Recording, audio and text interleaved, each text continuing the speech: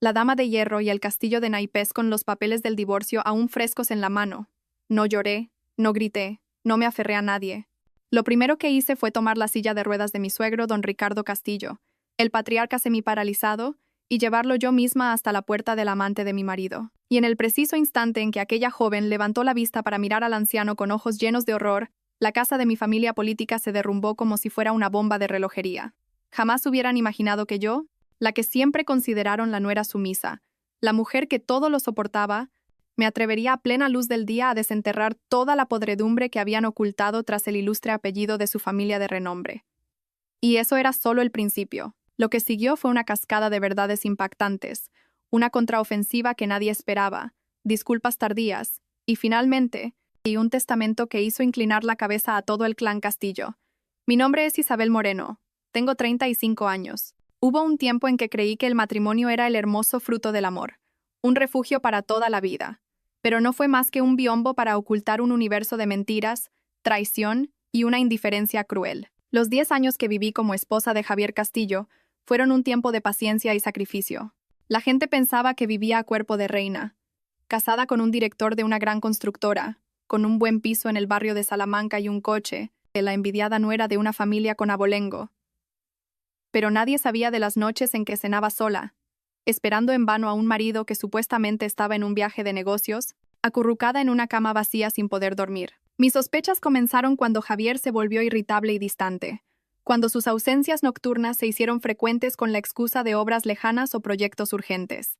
Pero una mujer enamorada, una mujer con un hogar, es la más propensa a autoengañarse. Confiaba ciegamente en mi marido. Todo cambió una tarde lluviosa. Mi vida giró en una dirección completamente nueva. Por casualidad, vi el coche de Javier, tan familiar, aparcado frente a una pequeña y discreta cafetería en una callejuela del barrio de Chamberí. Pensando que era una simple coincidencia, entré, pedí un café y me senté en una mesa al otro lado. Y entonces lo vi. No estaba solo. A su lado, una mujer de unos 20 y tantos años, minifalda, labios de un rojo intenso y una mirada coqueta. Se tomaban de la mano, reían y hablaban con una complicidad que me convirtió en piedra. Ese día, no corrí a arrancarle los pelos ni a montar un escándalo. Me levanté en silencio, pagué y volví a casa. En el camino de vuelta, las lágrimas brotaron como la lluvia que caía. No lloraba por la traición. Lloraba por darme cuenta de la ciega en la que me había convertido durante tanto tiempo. Al llegar a casa, me quedé de pie frente a nuestra foto de boda colgada en la pared. Hubo un tiempo en que sonreíamos así, jurándonos amor eterno. Pero ahora, yo estaba sola. Fue entonces cuando lo comprendí. Era hora de poner fin a todo. 3 días después, rellené los papeles del divorcio. Sin una lágrima, sin una súplica. Presenté la demanda en el juzgado, y bastaron 10 minutos para poner punto y final a un matrimonio que parecía eterno. Pero no me detuve ahí. Me quedaba una última cuenta que saldar.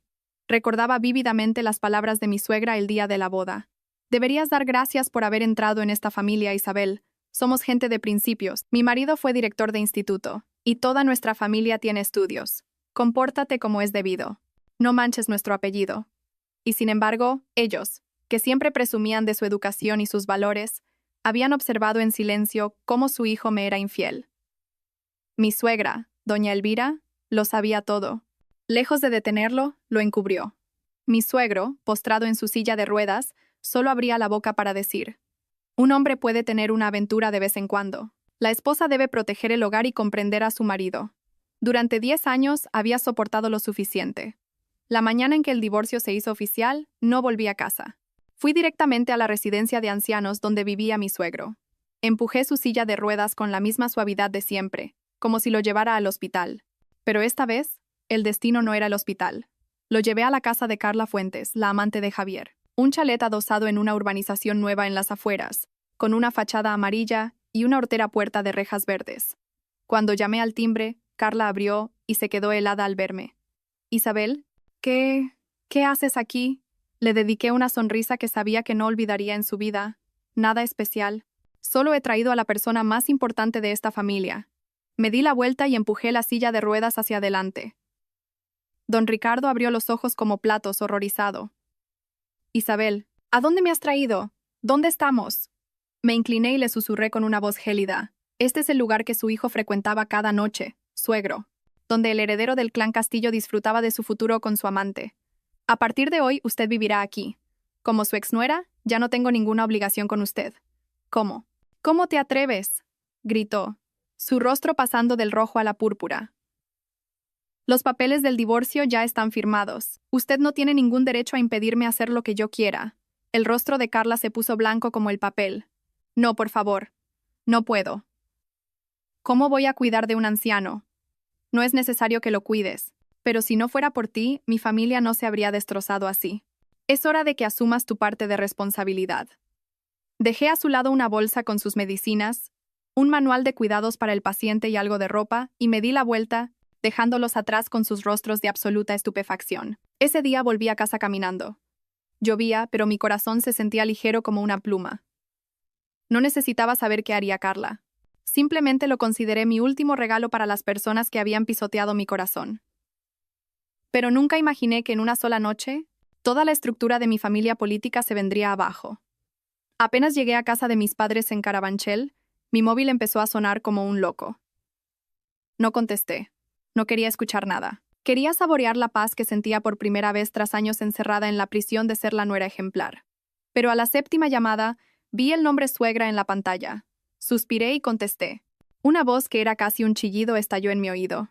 Isabel, ¿te has vuelto loca? ¿Cómo has podido dejar a mi suegro en la casa de esa zorra? ¿Estás en tu sano juicio? ¿Sabes lo que está diciendo toda la familia? Mantuve la calma. Yo solo he llevado a su suegro al lugar que su hijo frecuentaba, para que experimente un poco de la vida real que ustedes han ignorado durante tanto tiempo. Insolente. Desagradecida.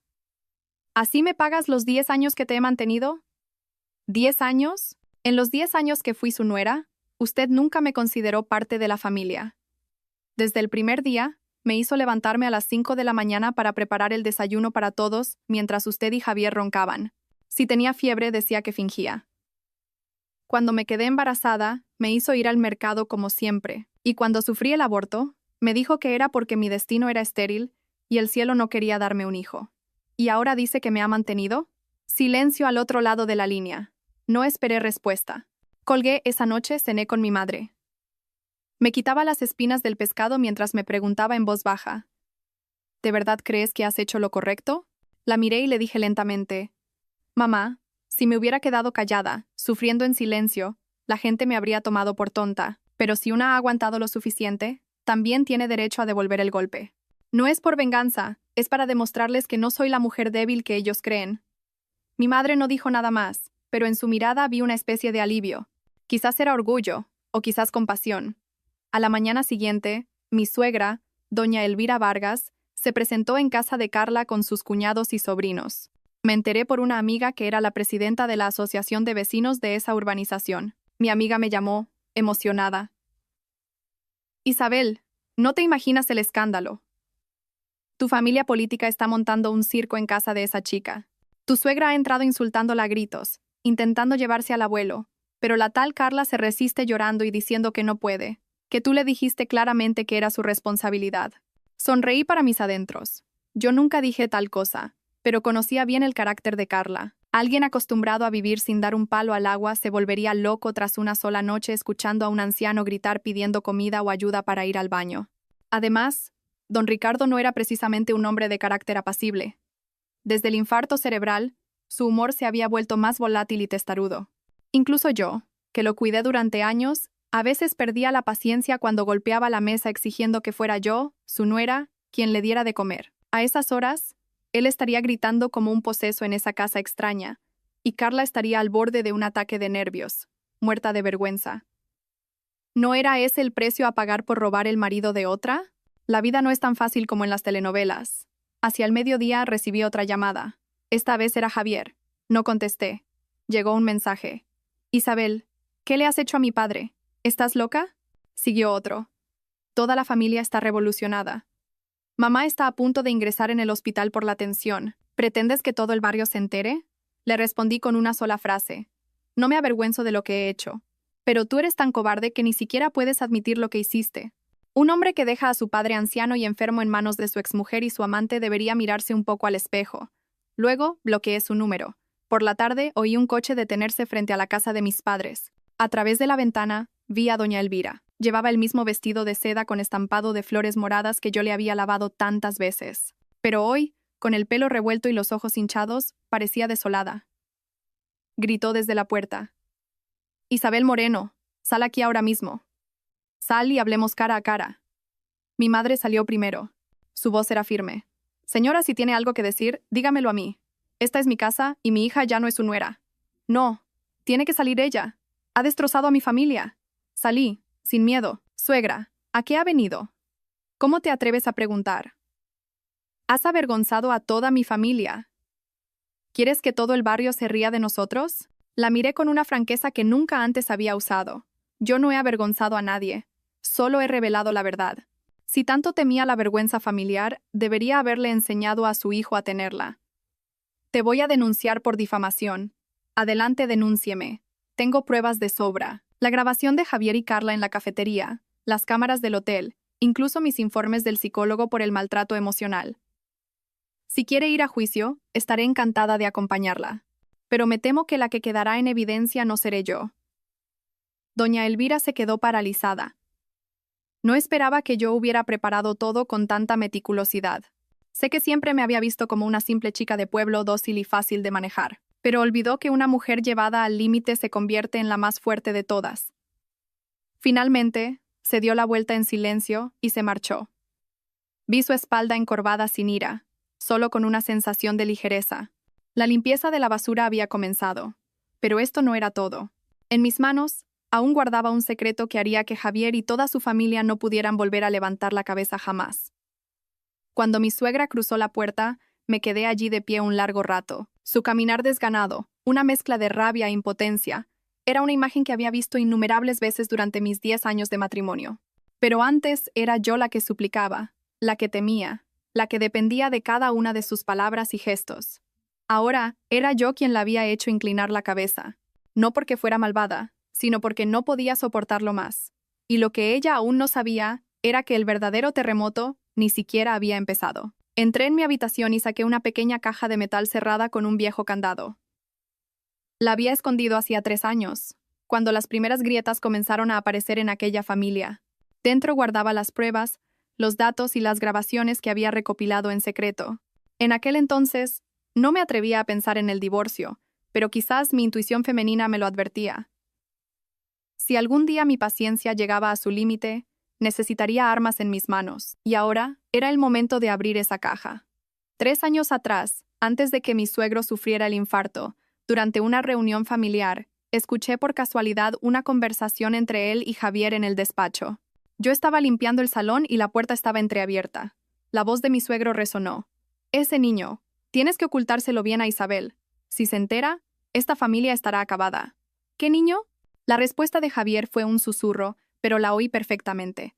«Padre, ya me he encargado de todo. Le envío una pensión generosa cada mes y esa mujer no se atreverá a hablar. ¿Sabe cuál es su lugar?». Me quedé helada, pero fingí no haber oído nada. A partir de ese día, comencé a investigar en silencio. Le pedí a un conocido que trabajaba como vigilante en el barrio de Javier que lo vigilara en sus noches de trabajo. Instalé una aplicación de seguimiento en un segundo móvil que le pedí prestado con la excusa de jugar para liberar estrés. Y me tomé una semana de vacaciones sin motivo aparente, en realidad para seguir las pistas que Javier había dejado. Así encontré a una mujer en un viejo piso de 4 caminos que criaba a un niño de unos 5 años. El niño tenía los mismos ojos que Javier y la boca era un calco de la de mi suegro en su juventud. Pasé 2 días sentada en una cafetería frente a su casa. Al tercer día, reuní el valor y me acerqué, fingiendo buscar un piso para alquilar. La mujer, que se llamaba Elena, me abrió la puerta. Sus ojos mostraron un destello de pánico al verme, pero rápidamente recuperó la compostura. Le dije que buscaba un piso para un sobrino y tras unas cuantas preguntas le ofrecí con cuidado una piruleta al niño y le pregunté amablemente: «Hola, guapo, ¿cómo te llamas?». El niño murmuró: «Mateo». «¿Y cómo se llama tu papá?». Mi papá se llama Javier. Pero mamá dice que no se lo puedo decir a nadie». Sentí como si alguien me estrujara el corazón. Sonreí levemente, le di las gracias y me fui. Pero en el bolsillo, mi móvil había estado grabando desde el inicio de la conversación. Y guardé esa grabación hasta hoy. Mateo era el hijo extramatrimonial de Javier y Elena. Elena era casi 10 años menor que yo y había trabajado como administrativa en un proyecto que dirigía la empresa de Javier. Su relación comenzó durante los frecuentes viajes de trabajo, y cuando Elena se quedó embarazada, Javier acordó pagarle una pensión mensual a cambio de su silencio. Mi suegro conocía la verdad y calló. Mi suegra, o no lo sabía, o fingía no saberlo por miedo a manchar la reputación de su hijo. Quise enfrentarlos y revelarlo todo, pero cada vez que lo pensaba, recordaba a mi suegro postrado en la cama y la ocasional y extraña amabilidad de mi suegra. Temía convertirme en la mala de la película, pero ahora lo sabía. Mi silencio había alimentado su maldad. Metí la grabación, un par de fotos de Mateo junto a Elena y una carta que escribí a mano en un sobre grueso. Querida suegra, esta es la verdad con la que su familia me ha engañado durante años. Supe que su hijo tenía un hijo fuera del matrimonio hace 3 años, pero guardé silencio por el bien de la familia.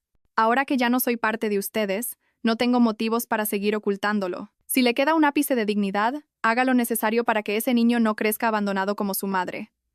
Para mí, el papel de nuera buena ha terminado. A partir de ahora, cada uno vivirá según sus propias elecciones. Envié la carta por mensajero urgente para que llegara directamente a sus manos, y apenas 4 horas después, la familia política estalló como una bomba retardada. Esa noche sonó el teléfono. Era Miguel, el primo de Javier, casado con la mujer más sensata de la familia. Isabel, lo sé todo. Lo siento mucho, de verdad. No tenía ni idea.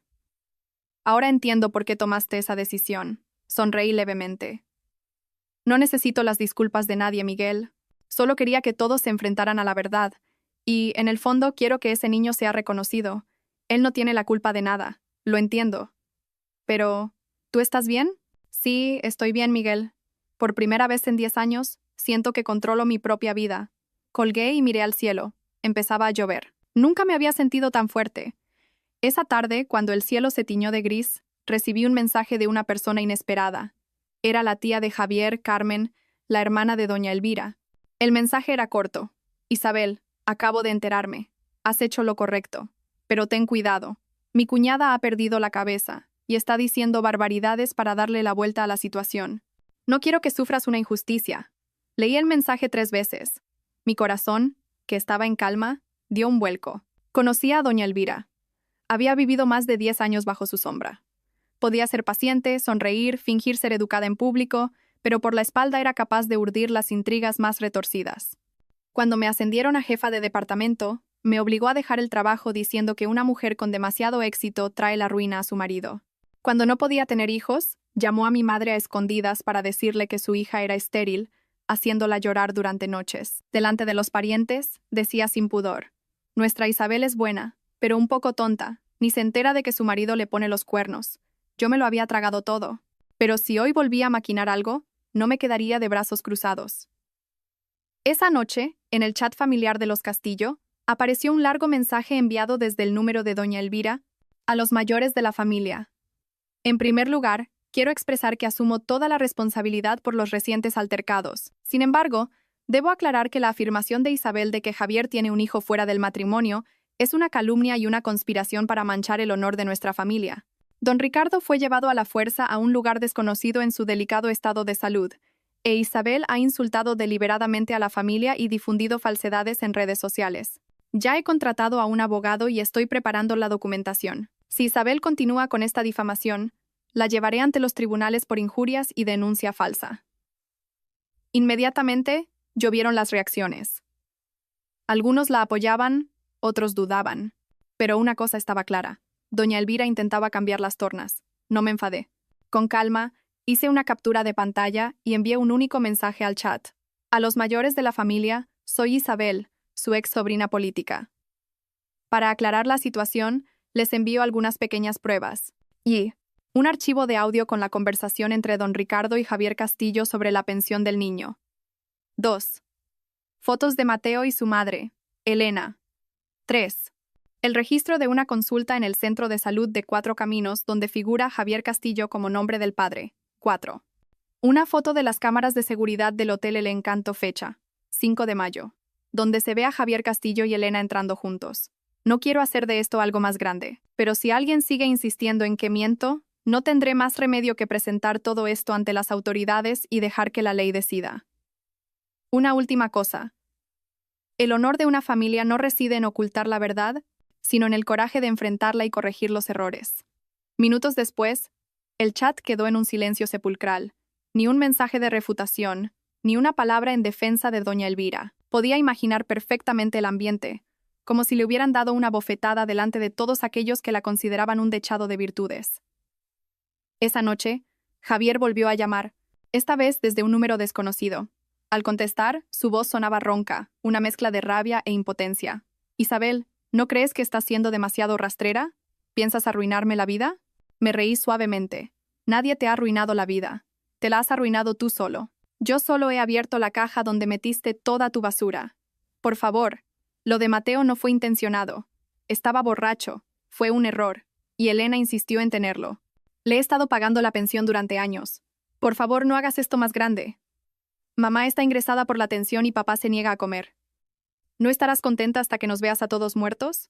Guardé silencio un instante, y luego respondí, articulando cada palabra. «No deseo la muerte de nadie, solo deseo que los vivos se enfrenten a la verdad. Mateo es tu hijo, y mereces ser reconocido, no ocultado como si fuera veneno. Haz lo correcto antes de que sea demasiado tarde». Colgué. No necesitaba escuchar más, porque a la mañana siguiente ocurrió algo inesperado.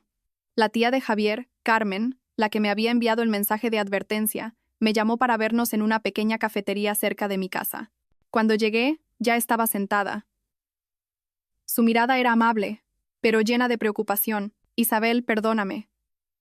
Durante 10 años supe lo que sufrías y no fui capaz de intervenir. El carácter de mi cuñada es tan déspota que odia a cualquiera que la contradiga. Pero en esto, quiero estar de tu lado». Sentí que se me llenaban los ojos de lágrimas. «No pasa nada, tía Carmen. No pido que nadie se ponga de mi parte. Con que una sola persona me entienda, es suficiente». Puso su mano sobre la mía y dijo con firmeza: «Pero tienes que saber una cosa. Tu excuñada está preparando una reunión familiar para tapar este asunto. Va a traer a un abogado e intentará crear pruebas falsas, usando tu aborto como excusa para decir que presionaste tanto a Javier que él tuvo que buscar fuera un heredero para la familia». Me quedé horrorizada. Nunca pensé que pudiera llegar a ser tan ruin. Carmen continuó: «Pero no te preocupes. Si se atreve a hacer algo así, yo misma me levantaré y lo contaré todo. No voy a permitir que te humillen más. Yo también estoy cansada de ver cómo esta familia se desmorona por culpa de mentiras bien envueltas». Apreté su mano con fuerza. Por primera vez en años sentí que alguien en esa familia se preocupaba sinceramente por mí. Esa noche miré la caja de metal vacía. Todas las pruebas estaban enviadas. Ya no tenía nada que proteger. Pero algo empezaba a crecer dentro de mí. La confianza en mí misma. No estaba equivocada. Solo estaba reclamando la justicia que me habían robado durante 10 años. Pero la historia no terminaba aquí. Un personaje inesperado, alguien que creía desaparecido de mi vida, estaba a punto de aparecer con un secreto terrible que haría que mi familia política se derrumbara una vez más ante la opinión pública. Pensé que destapar el asunto del hijo de Javier sería el mayor golpe en el clímax de la historia. Pero estaba equivocada.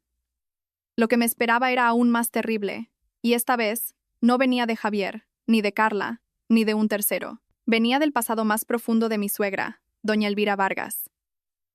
Todo comenzó un domingo por la mañana con una llamada de un número desconocido. «Dígame, ¿hablo con la señora Isabel Moreno, exnuera de doña Elvira Vargas?» Dudé un momento, pero respondí: «Sí, soy yo».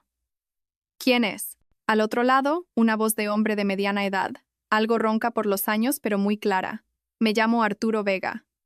En el pasado, fui pareja de la señora Vargas. Hay algo que no puedo guardar más tiempo y necesito reunirme con usted».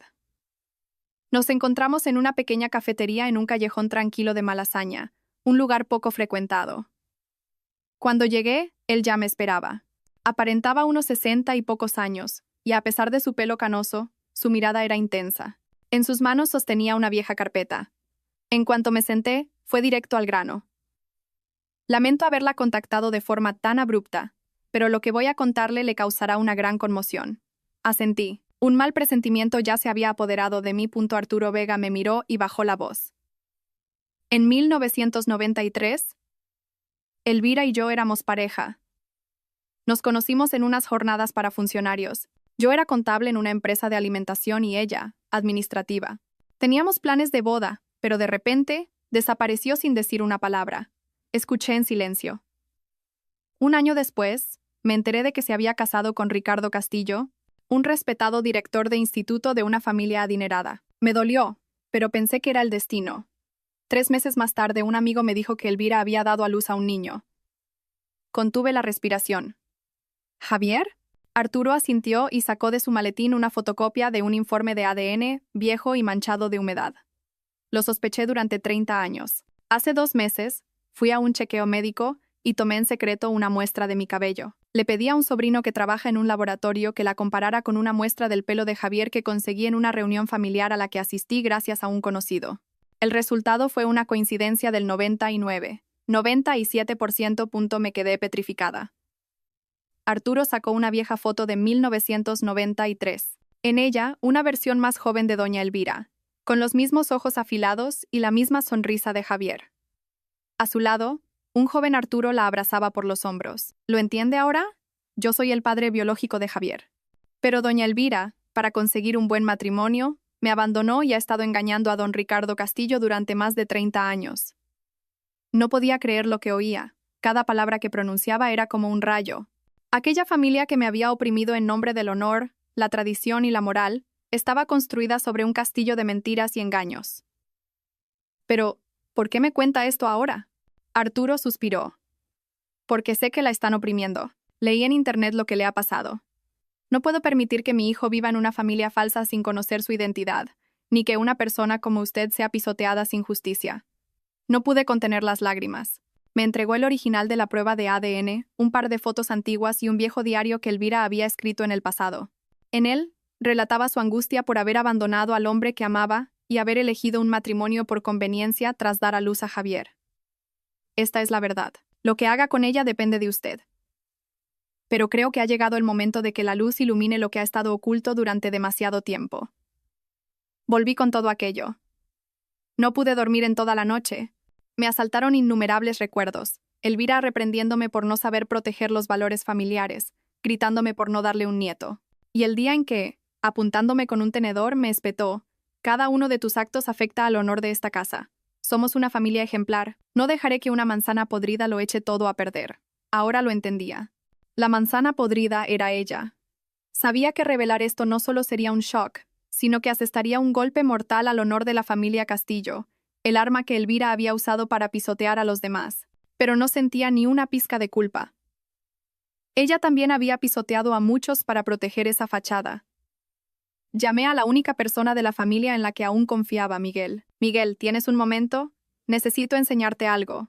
Miguel no hizo preguntas. Nos vimos en un restaurante cerca de su oficina. Cuando le mostré los documentos y las fotos, su rostro se puso pálido mientras los revisaba uno por uno.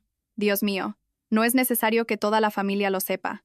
Solo quiero que algunas personas conozcan la verdadera cara de la familia ejemplar que tanto veneraban. Miguel guardó un largo silencio y luego me miró con determinación. No estás sola, Isabel. Si doña Elvira intenta seguir calumniándote, yo estaré de tu lado. Se lo contaré a toda la familia. Soy parte de esta casa, y mi palabra no será ignorada. Asentí. Por primera vez al final de ese largo y oscuro túnel, sentí que no estaba luchando sola. Esa noche, miré el cielo por la ventana. La luna llena derramaba su luz sobre los tejados. Me pregunté si una mujer como Elvira, que me había enseñado a ser educada, que me había oprimido en nombre de ser una buena nuera, que me había reprendido por no tener principios, tendría el valor de mirarse al espejo y enfrentar su sucio pasado. No estaba segura, pero sabía que el día en que su máscara cayera ante toda la familia no estaba lejos. La reunión familiar se celebró el domingo siguiente por la mañana en la casa principal de los Castillo, la finca familiar, aquel lugar reservado durante generaciones para los eventos más importantes: bodas, funerales, celebraciones. Se convertiría ahora en el escenario donde se desvelaría la verdad que doña Elvira había ocultado durante más de 30 años. No estaba invitada, pero un mensaje de Miguel, el primo de Javier, me hizo ir. Isabel, doña Elvira va a anunciar públicamente que no puedes tener hijos para culparte de haber abandonado a tu marido y destruido el hogar. Si no vienes, cargarás con esa infamia para siempre. Si vienes, yo estaré de tu lado. No lo pensé 2 veces. Elegí un sencillo pero elegante vestido de color marfil. sin maquillaje ni joyas. Quería presentarme tal como era, no perfecta, pero digna y con orgullo. Esa mañana, el patio de la finca estaba lleno de gente. Los rostros familiares que una vez llamé tío, tía, primo, ahora me miraban con una mezcla de sospecha y murmullos. Pero no bajé la cabeza. Caminé con paso firme hacia la larga mesa situada en el centro del patio.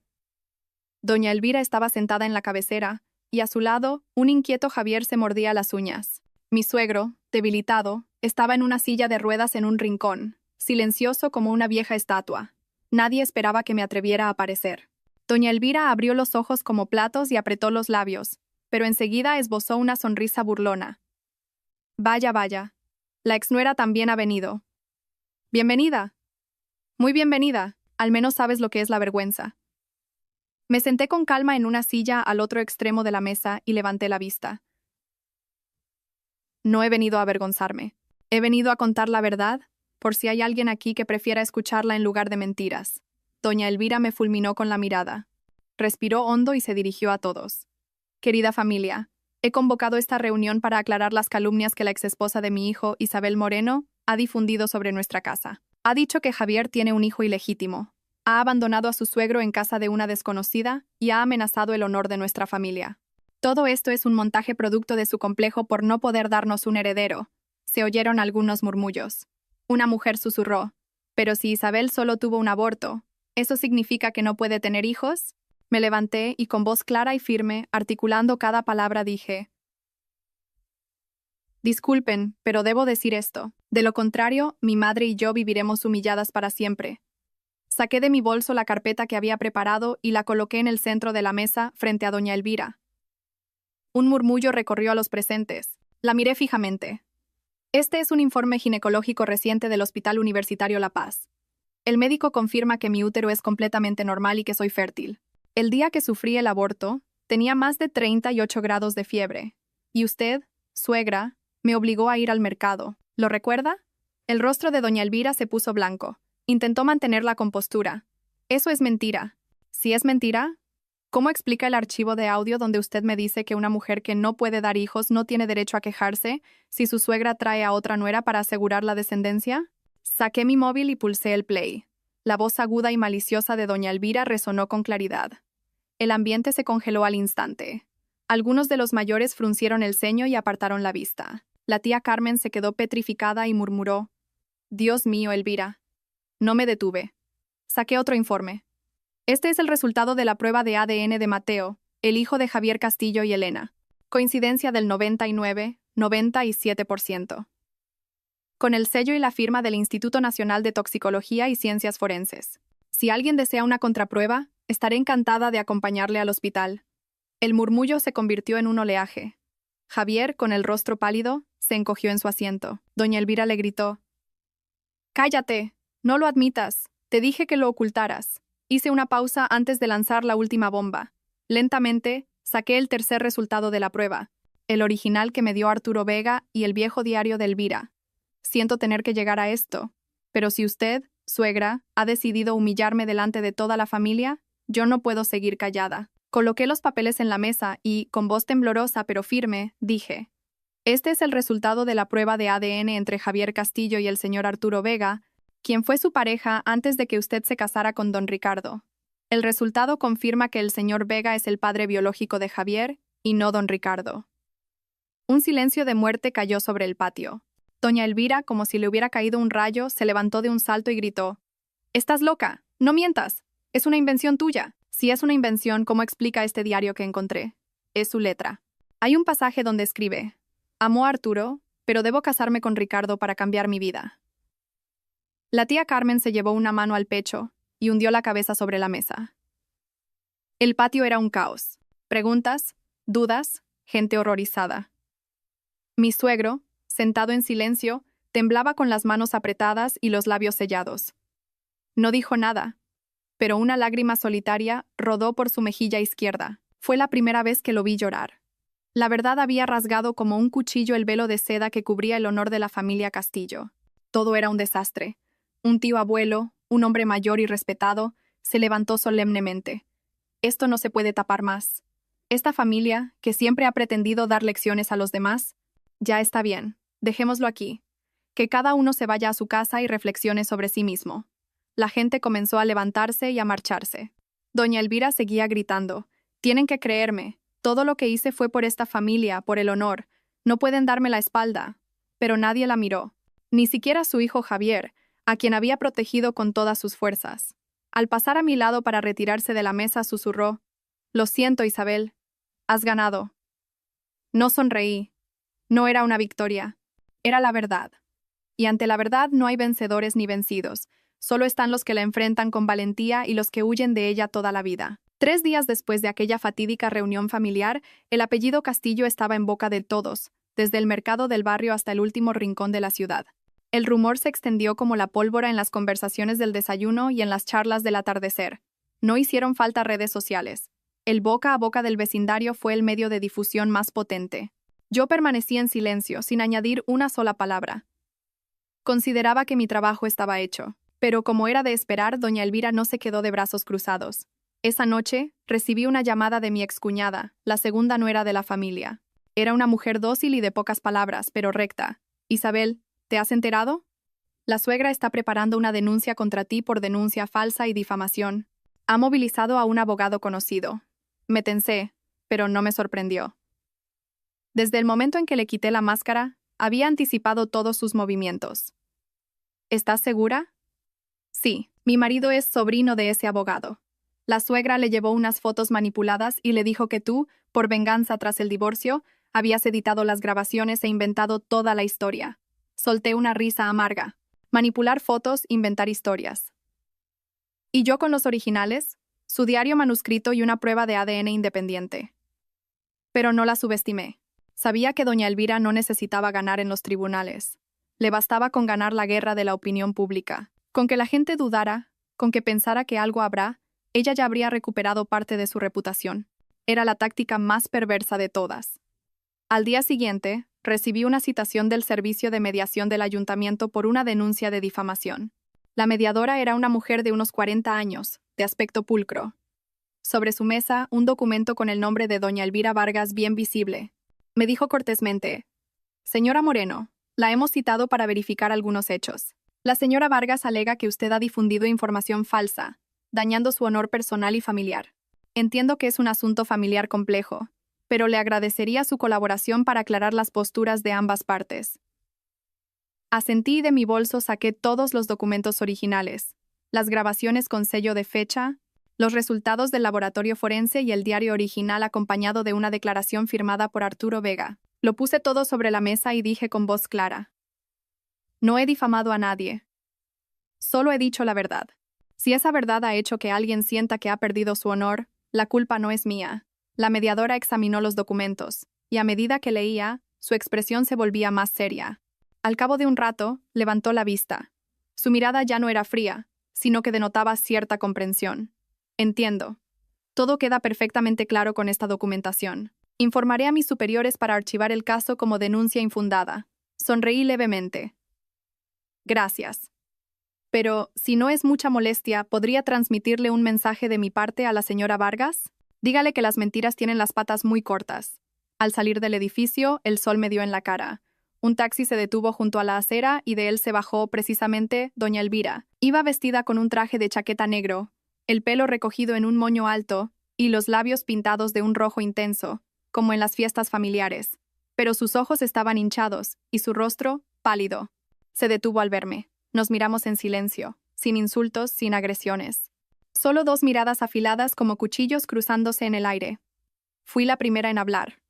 «Suegra, veo que todavía no se rinde». Ella apretó el bolso y soltó una risa burlona. «Te crees muy lista, ¿verdad? ¿Crees que por desenterrar viejas historias vas a ganar? Admito mis errores, pero tú tampoco eres una santa». Levanté la cabeza. «No, no soy una santa, pero tampoco finjo ser una autoridad moral como usted». Me miró durante un largo rato. Por primera vez, en sus ojos no había desprecio ni ira. Estaban vacíos. Y entonces lanzó una frase enigmática. «Recuérdalo. No todos los que caen se quedan en el suelo. Ten cuidado. El viento puede cambiar de dirección». Sonreí. «Espero que el viento cambie de dirección. A favor de todas las personas a las que usted ha pisoteado durante los últimos 10 años». Se dio la vuelta, y yo no volví a mirar su espalda. Esa tarde fui a ver a mi madre. Estaba sentada en el porche, escuchando la radio mientras limpiaba verduras. Cuando me senté a su lado me preguntó, ¿está todo bien? Asentí levemente. Sí, pero creo que las cosas se van a poner un poco ruidosas. Mi madre sonrió y me acarició el pelo. ¿Y qué importa que haya ruido? Si vivimos con la conciencia tranquila, no hay nada que temer. Sople el viento como sople, recuerda esto. Nunca vivas como las personas que te hicieron llorar. Apoyé la cabeza en su hombro. En más de 10 años de matrimonio, ni un solo momento había sido tan pacífico como este. Pero exactamente una semana después, apareció una publicación anónima en un importante foro femenino online. El título era: Una exnuera vengativa calumnia a su suegra. Denunció la verdad manipulada. El texto estaba plagado de información falsa y distorsionada. Que yo, por no poder tener hijos, estaba celosa de la joven amante de Javier, Carla, y que tras el divorcio había inventado la historia del hijo secreto y el pasado de mi suegra para hundir a la familia. La publicación se extendió como un incendio forestal. Hubo gente que la creyó, gente que dudó e incluso gente que se burló de mí, sacando a la luz detalles de mi vida personal. Por un momento, flaqueé. Intenté guardar silencio, pero mi madre me cogió la mano y me dijo: No puedes retroceder. Si lo haces, la gente pensará que eres culpable. Asentí. Y por primera vez, publiqué un post público en mis propias redes sociales. Adjunté todas las pruebas, fotos, resultados de los análisis, archivos de audio y una carta manuscrita del propio Arturo Vega, el padre biológico de Javier. En solo 30 minutos, se compartió miles de veces, y entonces ocurrió algo que nadie esperaba. Incluso Carla, la amante, intervino. Publicó un breve texto.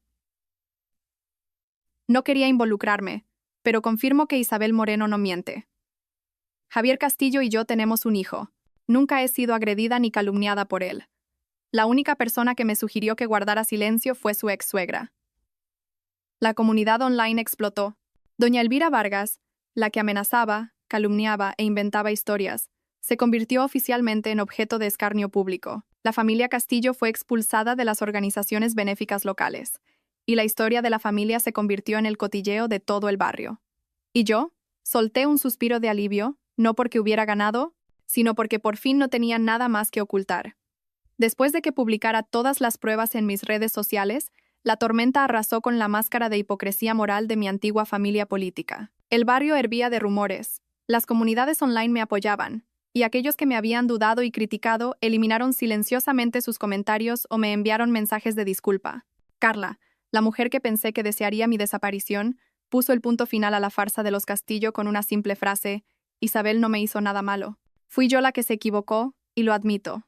Pensé que todo había terminado, que la vida volvería a la calma, pero a menudo, cuando cierras una puerta de dolor, se abre otra. No para herirte más, sino para preguntarte: ¿estás lista para vivir de otra manera? Un lunes por la tarde, mientras organizaba mi currículum para buscar trabajo, sonó el teléfono. Un número desconocido. Dudé, pero contesté. Dígame, ¿hablo con Isabel Moreno? Soy Marcos Pérez, director de Recursos Humanos de Construcciones Torres. Me ha hablado de usted el consejero Miguel Castillo. Era Miguel, la única persona de esa familia que me había dicho: Isabel, te creo.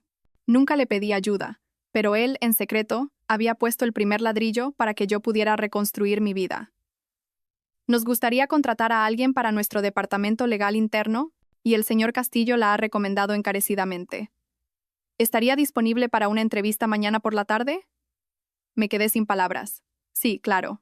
Muchas gracias. Allí estaré. Al día siguiente me dirigí a Construcciones Torres. Era una empresa de tamaño medio en pleno crecimiento. La oficina, en la 8ª planta de un moderno edificio de cristal, tenía un diseño contemporáneo. Al abrir la puerta, un hombre alto, de unos 40 años y con las mangas de la camisa remangadas, me esperaba con una leve sonrisa. ¿Isabel Moreno? Soy Alejandro Torres, el director de la empresa. La estábamos esperando. Me sorprendió un poco. El propio director recibiéndome en la puerta, pasamos a su despacho y hablamos durante más de 1 hora. No fue una entrevista convencional. Más que mis conocimientos técnicos, le interesaba otra cosa. Después de todo lo que ha pasado, ¿de verdad quiere volver a trabajar en un entorno tan exigente? Respondí sin pensarlo. No es que quiera, es que debo hacerlo. Para sobrevivir. Y para no depender de la compasión de nadie. Él sonrió. Una sonrisa tranquila, cálida, que parecía esconder una historia. En ese caso, bienvenida a Construcciones Torres. Antes de que pudiera asimilarlo, me tendió la mano. No necesito ver más. El consejero Castillo tenía razón. Si una mujer es capaz de enfrentarse a una familia tan autoritaria e hipócrita, ¿cómo no vamos a confiar en ella? Le estreché la mano. El corazón me latía con fuerza, no por la emoción, sino porque sentía que, de verdad, estaba empezando una nueva vida.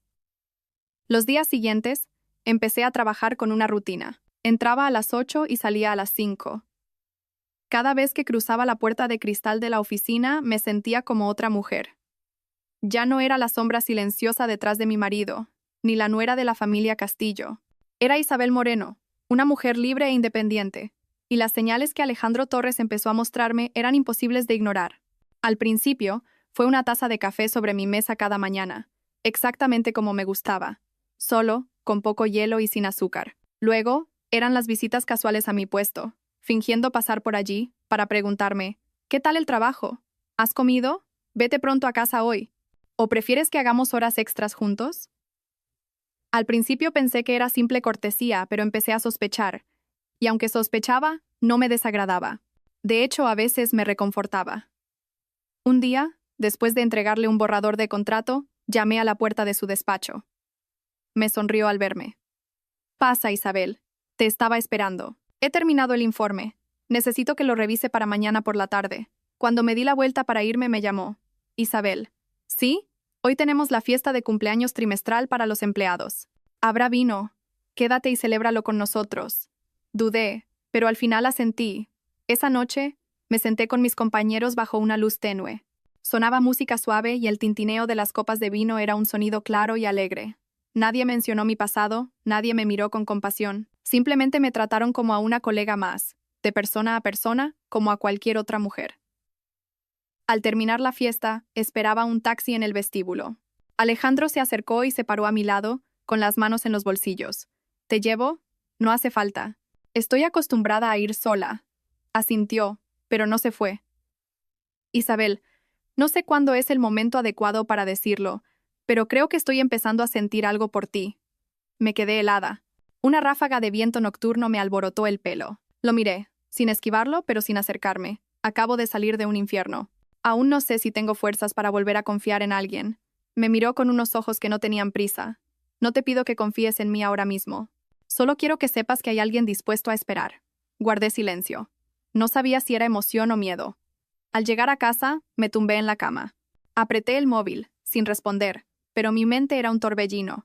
Un hombre bueno que aparece justo cuando intento levantarme. ¿Era sincero? ¿O era esta otra prueba del destino? No había respuesta, pero sabía que mi corazón, lentamente, estaba empezando a descongelarse. Pero justo cuando pensaba que había encontrado la calma, un mensaje anónimo me arrastró de nuevo al abismo de la duda. Ten cuidado con ese tal Alejandro Torres. No todos los que son amables son sinceros. Es un hombre que ha hecho creer a muchas mujeres y luego las ha dejado con una herida que nunca cicatriza. El mensaje anónimo llegó en plena noche. Era corto, pero se clavó en mi corazón como un puñal de hielo. Pasé la noche en vela, leyéndolo una y otra vez. ¿Será verdad? Esas 3 palabras